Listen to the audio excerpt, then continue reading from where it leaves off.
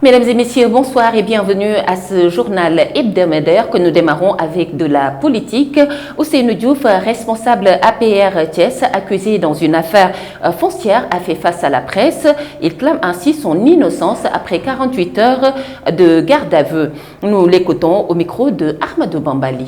Récemment, par ces temps qui courent, vraiment une certaine information a été véhiculée par une certaine presse suite à une enquête domaniale sur des parcelles de terrain qui appartenaient au vieux Mohamed Diop.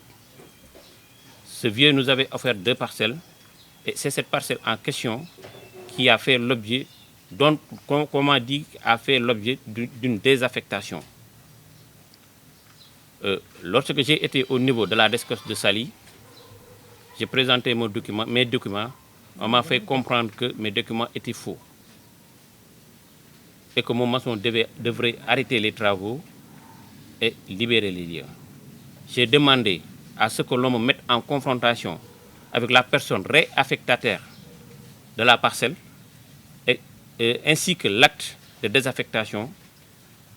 On a refusé catégoriquement de me les présenter. Tout simplement, les ordres que j'ai reçus, c'est de dégager de la parcelle et de considérer que cette parcelle, je l'ai perdue.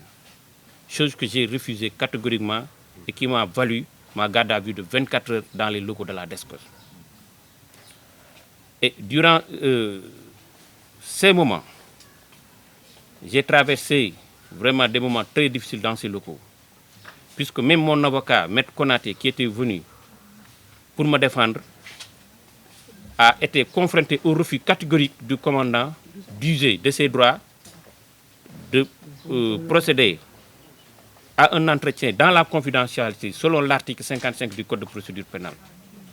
Ce qui constitue une violation manifeste et flagrante du métier d'avocat. Mais je pense que lui-même personnellement va saisir le bâtonnier d'avocat pour ce manquement grave qui a été constaté. C'est ainsi que j'ai été diffamé de tous bords par rapport à l'existence de cette parcelle. Aujourd'hui, j'ai décidé de porter plainte au niveau de l'inspection générale d'État pour que la lumière jaillisse par rapport à tout ce qui a été avancé. La coalition Benno Bokk Yakaar, section Fandène, apporte son soutien au chef de l'État Macky Sall face aux derniers événements qui se sont passés au Sénégal. Elle condamne avec la dernière énergie les actes de vandalisme survenus lors des manifestations. Son coordonnateur Augustin Tine, par ailleurs maire de la commune de Fandène, s'est exprimé à ce propos.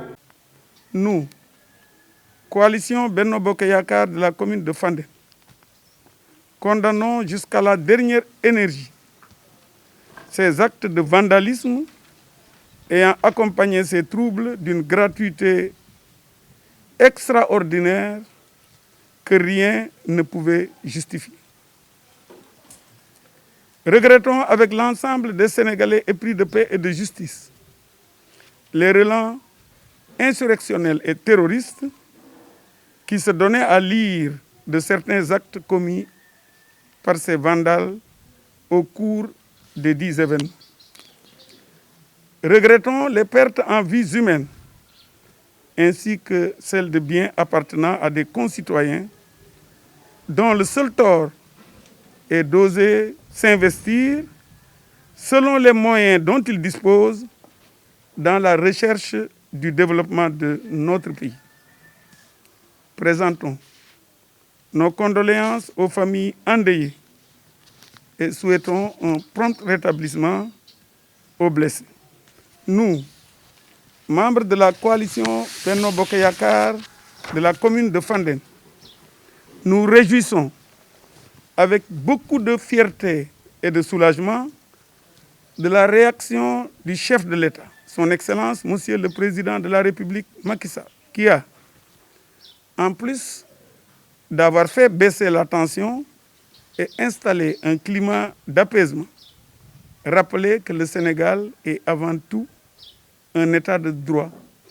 Appelons les Sénégalais de tous bords à faire davantage preuve de lucidité et de patriotisme en considérant que l'urgent combat qui mérite d'être mené sans réserve par nous tous, c'est de mettre hors d'état de nuire la pandémie de la Covid-19 qui n'a pas fini d'imposer ses innombrables ravages à nos vies et économiques. Le ministre des Forces armées, Sidiki Kaba, a inauguré mardi un paquet d'infrastructures à la zone militaire numéro 7. C'était en présence du chef d'état-major général des armées, le général Biram Diop, venu faire ses adieux aux unités de la zone militaire numéro 7. Les deux hommes ont réceptionné au moins une dizaine d'infrastructures nouvellement construites ou réhabilitées. Nous écoutons le général Biram Diop.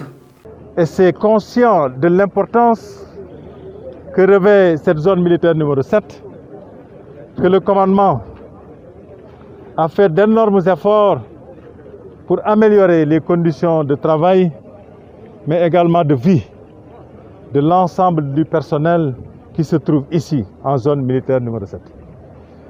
Et aujourd'hui, sous la présidence du ministre des Forces armées, nous avons visité et réceptionné plusieurs infrastructures qui ont été réhabilitées ou nouvellement réalisées au profit des personnels de la zone militaire numéro 7.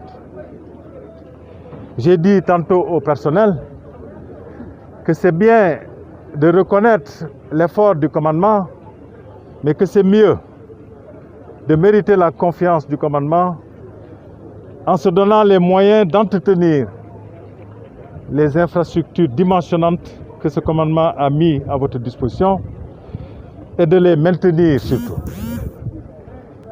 pour que les armées puissent demain se consacrer à d'autres travaux et n'aient pas à chaque fois à revenir sur les mêmes choses.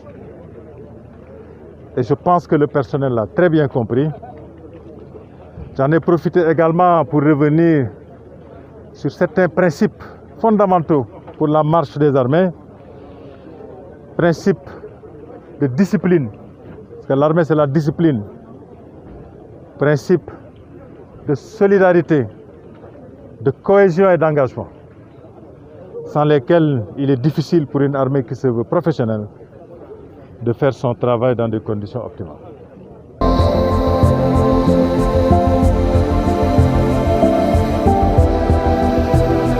Les mareyeurs de la ville de Thiès ont effectué une visite sur le site qui devrait abriter le marché aux poissons de Thiès d'une superficie de 5 hectares.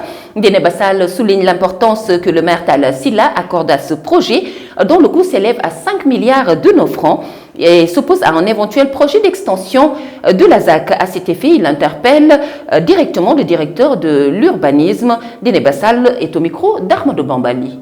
Nous sommes venus aussi avec les mareyeurs dire encore merci au président de la République. Parce que c'est avec son aval, c'est lui qui a donné l'engagement de doter de Thiès d'un marché aux poissons moderne. Aujourd'hui, dans le budget du ministère de la Pêche, Thiès a 2,5 milliards pour la construction d'un marché aux poissons sur 5 hectares. C'est ce site-là qui a été retenu pour abriter le marché aux poissons. L'acte administratif délivré par le receveur des domaines est sorti depuis longtemps. Nous sommes venus avec les services de l'urbanisme, avec les services du cadastre, avec les services des domaines pour sécuriser le site depuis très longtemps. Mais aujourd'hui, à notre grande surprise, nous nous rendons compte que la direction de l'urbanisme a prévu un projet d'extension de la ZAC sur ce même site. Et avant d'aller vers l'extension de la ZAC, il faut au moins que l'ancienne ZAC soit habitée à au moins 50 ou 60%. Aujourd'hui, la ZAC est habitée à peu près à 30 ou 40%, même pas. Donc il faut que ce site-là soit sécurisé. Nous lançons un appel au directeur de l'urbanisme. Un projet ou bien une volonté du directeur de l'urbanisme ne peut pas être au-dessus d'un engagement présidentiel. Le président est au-dessus de toute l'administration. Quand il donne un engagement pour doter de Thiès d'un marché aux poissons moderne, personne, je dis bien personne au niveau de l'administration, ne doit aller à l'encontre de cette volonté, de cet engagement présidentiel. Donc nous lançons un appel au directeur de l'urbanisme pour que les bornes qu'il y a sur ce site-là soient enlevées au plus tard d'ici le début de la semaine prochaine. Il faut dire qu'entre la ville de Thiès et l'urbanisme, ce n'est plus le grand amour. Une ligne de crédit de 2,5 milliards de nos francs est inscrite au budget du ministère de la Pêche et de l'économie maritime pour la réalisation d'un projet de construction d'un marché moderne aux poissons. Les deux parties sont à couteau tiré. Nous écoutons à ce propos Abdoul Aziz Diop, directeur de l'urbanisme de Thiès. Il est au micro de Cherfal Maremli. Vous n'êtes pas sans savoir que depuis ce matin, des membres du bureau du membre de commune de la ville de Thiès, en l'occurrence Djeneba Sall, a fait une sortie en disant que les pêcheurs avaient un projet de marché aux poissons au niveau de la ZAC de Thiès. Il s'est trouvé que, d'après ses dires, que c'est un projet qui date de longtemps. Et que la direction de l'urbanisme a voulu passer en force pour implanter une extension de la ZAC, en affirmant au passage que la ZAC actuellement n'est pas encore suffisamment occupée.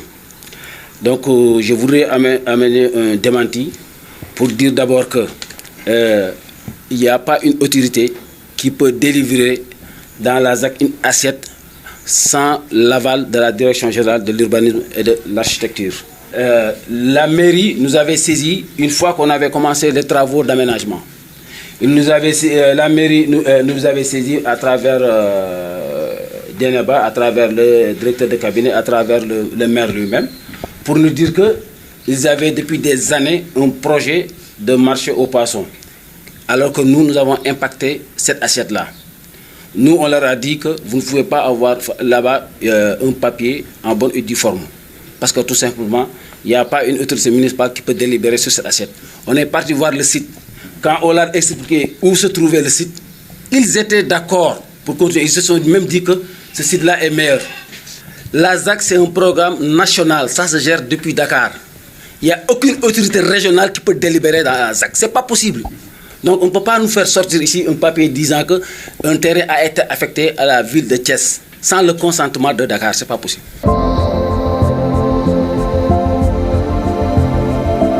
Dans le cadre de la lutte contre le Covid-19, le regroupement des enseignants au service de l'éducation de Thiès RESET a apporté une importante contribution de dons de masques aux établissements de Thiès ville. Sa présidente Rokhaya Diopsi parle d'un geste symbolique dans le cadre de leurs activités après la capacitation de ses membres. Rokhaya Diopsi que nous écoutons.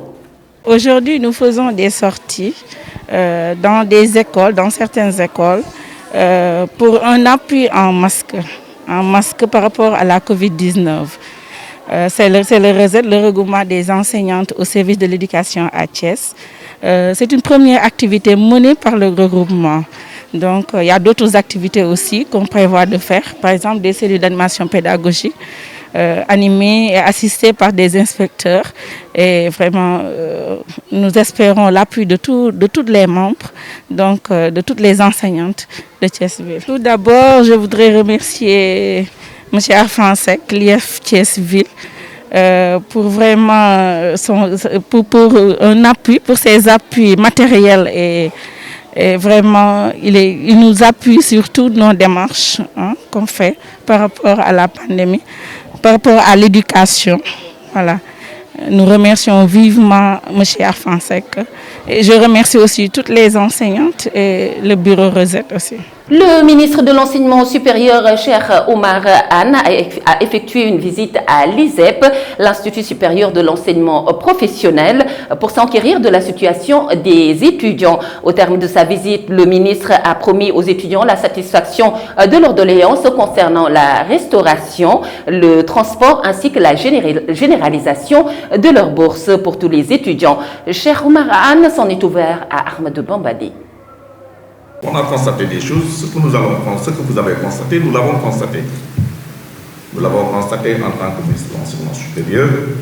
Considérons qu'il y a des efforts à faire. Ces efforts, nous les ferons. Nous vous accompagnerons, nous l'avons toujours fait, nous vous avons accompagné. J'ai dit que je ne ferai pas de discours.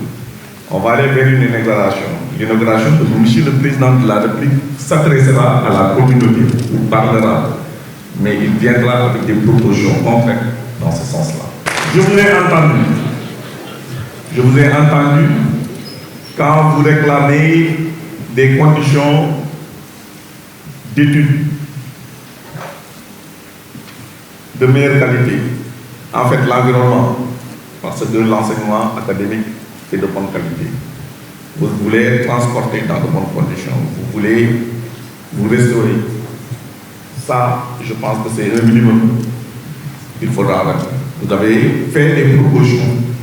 La proposition qui consiste à octroyer une bourse entière à tous les apprenants. Je pense que c'est une piste. Il y a d'autres pistes. Nous les évaluerons avec votre direction, nous les évaluerons avec vos représentants. Et nous vous proposerons des solutions lors de la visite, lors de l'inauguration avec vous, Monsieur le Président. Lutte contre le coronavirus, le corps médical ne désespère pas et continue la sensibilisation, la population pour une meilleure prise en charge de la maladie et du respect des mesures barrières. Il insiste également sur la fiabilité de la vaccination à Covid. Nous écoutons à ce propos le docteur Moustapha Faye, médecin-chef du district sanitaire de la ville de Thiès. La vaccination anti-Covid-19 est actuellement la stratégie la plus efficace pour lutter contre la Covid-19. Ça fait qu'il y a un an, nous courons derrière cette maladie qui a causé énormément de dégâts au Sénégal et dans le monde. Et si nous avons des vaccins efficaces et sûrs mis à notre disposition, nous devons en profiter. Donc remercier l'État du Sénégal, le gouvernement du Sénégal pour cette disponibilité des vaccins. Et invitons la population à se faire vacciner. Le vaccin est sûr et efficace. Toutes les organisations scientifiques, toutes les sociétés savantes du monde entier ont confirmé que le vaccin, tous les vaccins, qu'il s'agit du vaccin Sinopharm, AstraZeneca, Pfizer et Moderna, sont des vaccins sûrs et efficaces et qui protègent à 100% contre les formes graves et formes sévères et parfois plus de 80% contre les formes simples. Donc nous invitons la population à se rapprocher auprès des postes de santé pour que les populations éligibles soient vaccinées. Actuellement, les cibles à vacciner sont les moins de 60 ans avec maladies chroniques et les plus de 60 ans. Donc dans tous les postes de santé, les vaccins sont disponibles, les agents de santé sont formés, orientés, les outils sont disponibles et sont prêts, ces agents, à vacciner toute la population. Ces derniers ne ménageront aucun effort. Ils feront des stratégies avancées, c'est-à-dire se déplaceront dans les villages éloignés et des stratégies mobiles pour atteindre la cible. Nous devons vacciner 30% de notre population pour les protéger. Actuellement, la stratégie du Sénégal est de vacciner les personnes vulnérables pour éviter qu'il y ait des cas graves, des cas sévères qui vont entraîner les décès. Restons dans le chapitre santé pour reparler du Covid-19 dans la commune de Noto Diobass où le ministre Aliou Sarr invite les populations à se faire vacciner, je le cite. Vaccinez-vous, n'écoutez pas les oiseaux de mauvaise augure, dixit Aliou Sarr, par ailleurs maire de la commune de Noto Diobass que nous écoutons. L'ensemble des services de l'État sont mobilisés comme un seul homme pour faire bloc et faire face à ce fléau qui est le coronavirus. Puisqu'en réalité, c'est une vraie guerre. Et une guerre, quand elle est là, les généraux doivent se mettre en place, les soldats derrière, et puis on combat. Parce qu'il s'agit de se battre ou disparaître. Donc, je salue vraiment cette initiative et cette mobilisation dont a fait montre M. le sous-préfet. Je voudrais vraiment dire au ministre de l'Intérieur que nous avons un excellent sous-préfet qui se mobilise également avec les populations pour que les directives qui sont données par le chef de l'État soient appliquées dans de très bonnes conditions ici dans la commune de Noto Diobass. Lancer un message à la population de Noto Diobass pour dire simplement que cette opération de vaccination qui démarre aujourd'hui et qui va se poursuivre dans les postes de santé de Kissan, de Sangué, de Poudjak, de Anen, de Nafar, toute la commune, pour que l'ensemble de la population puisse aller se faire vacciner. Et surtout de ne pas écouter les oiseaux de mauvais augure et les cassandres. N'écoutez pas les oiseaux de mauvais augure et les cassandres qui ne connaissent absolument rien sur la santé et qui passent leur vie à diffuser de mauvaises informations. Le seul remède, la seule façon de se défendre contre le coronavirus, c'est le vaccin. Donc il faut que chacun se mobilise pour que nous puissions vaincre ce fléau. Et j'en appelle encore une fois au patriotisme mais également à l'engagement de chacun. La rumeurs restent le lot quotidien de tous les Sénégalais et surtout de toutes les sociétés. Le Sénégal, bien sûr, et la région de Thiès ne sont pas en reste. C'est le constat fait par notre reporter Fatou Fall. Reportage. La rumeur fait partie désormais du quotidien du Sénégalais. Il ne se passe pas un jour sans qu'on entende un tel a dit, un tel a fait, sans sursaut, comme dirait le journaliste. Selon Cheikh Mbacké Fall, rencontré au rond-point Gant, cette haine viscérale s'explique par l'hypocrisie de certains.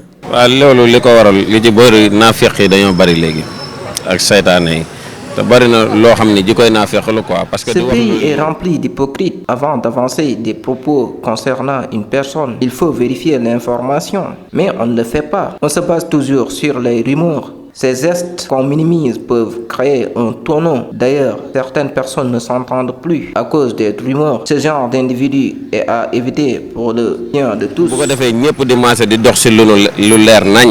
Parce que lu leer mooy avancé dëkk bi quoi. Le bari population bi loolu moo ko tardel. Vieux Gueye par contre affirme qu'il ne s'agit que d'un manque d'éducation. Il faut toujours se méfier des rumeurs infondées. Ça c'est pas bien, c'est moche. Donc être prudent dans la vie, se méfier des mauvaises nouvelles aussi.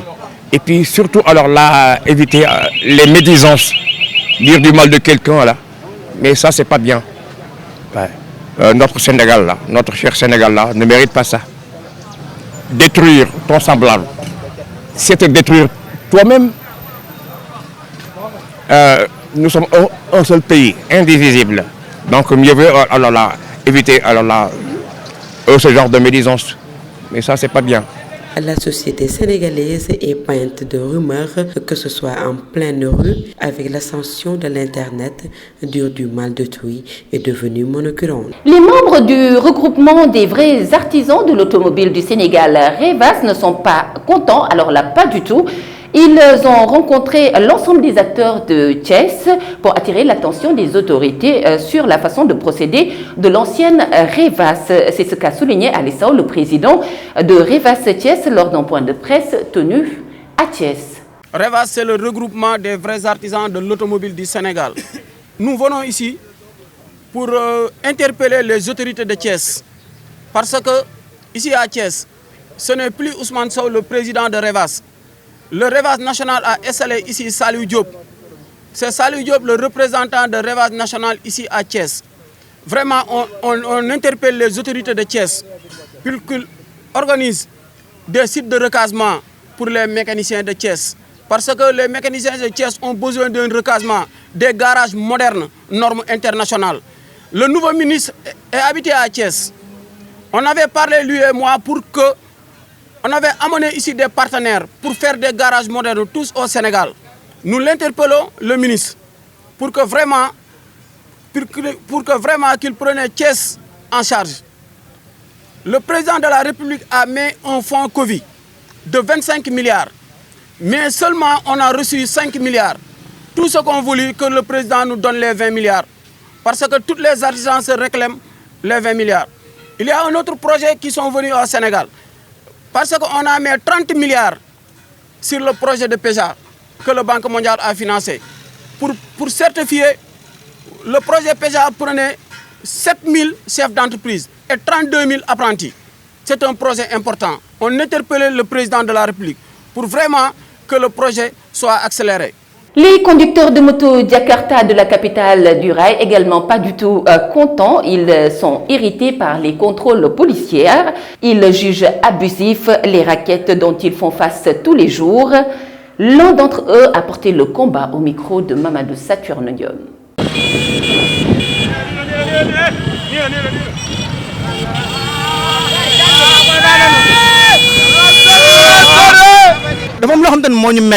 C'est que chaque jour, nous avons 6 000 francs.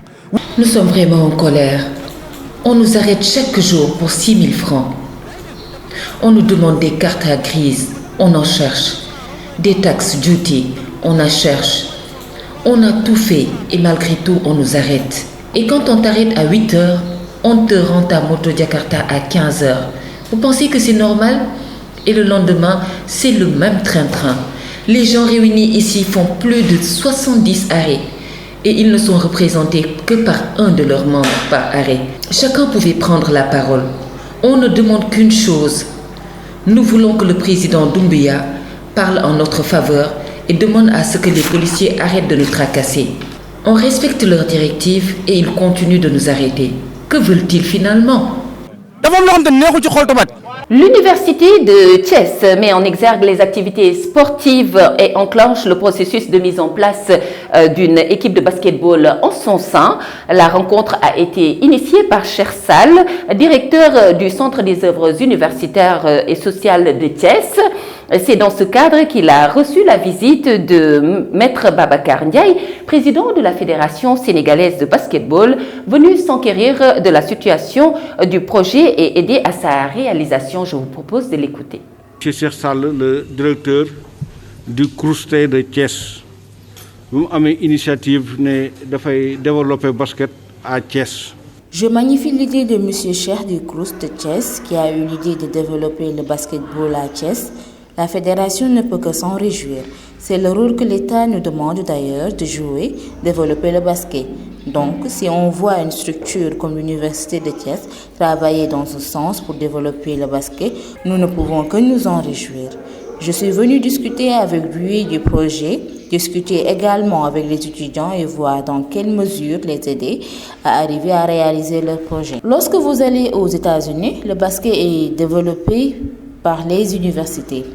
L'UQAD est une référence en basket, l'UGB est une référence en basket. Notre vœu est donc que l'Université de Thiès soit une référence en matière de basketball. Je suis content du projet. Ce n'est pas une nouveauté pour M. Sall parce qu'il a été recteur au COUD. Il a aussi été le CSA du COUD. Il connaît bien le basket. Il est conscient que le basket est un facteur de stabilisation d'un campus. L'étudiant a besoin de s'épanouir en dehors des cours. La vie dans les crèches reste un monde assez particulier. Dans ce cocon des tout petits, les enseignantes se substituent aux parents. Mariam Ly a fait un tour dans quelques crèches du Thiès. Reportage. Étant un métier difficile, la crèche ou la garderie d'enfants est un lieu d'accueil collectif destiné aux enfants préscolaires dès l'âge de 2 mois. Ces maîtresses ayant pour rôle de pallier mieux l'absence des parents sans s'y substituer. La crèche Les Petits Bouts, la directrice Martine Faye explique l'entretien de ses enfants. Il y a la crèche, les tout petits, de 0 à 24 mois. Et il y a la garderie de 3 ans à 5 ans. On ouvre à 7h30. C'est à 18h, 18h30. Quand un enfant pleure, il y a toujours une raison. Et comme c'est notre métier, en général, quand ils pleurent, c'est parce qu'ils ont faim, ou bien parce qu'ils ont fait pipi, des trucs comme ça. Et comme on est habitué, on sait que de toute façon, à telle heure, ils doivent manger. Donc si le repas retarde un peu, ils se mettent à pleurer. Et on est habitué. Elle précise aussi que ce métier ne peut être exercé si l'on n'est pas affectueuse et attentionnée à ces petits bouts de chou. L'entretien d'un enfant, c'est difficile, mais quand on choisit un métier par amour, on le fait sans fatigue, sans se rendre compte des difficultés. Mettant en valeur la propreté et la bonne nutrition, Tata Martine Faye lance un appel aux parents d'élèves sur la bonne alimentation pour leur éviter des éventuelles allergies. Mesdames et messieurs, merci beaucoup de nous avoir suivis, mais l'information continue sur www.prestigethies.com. Bonsoir.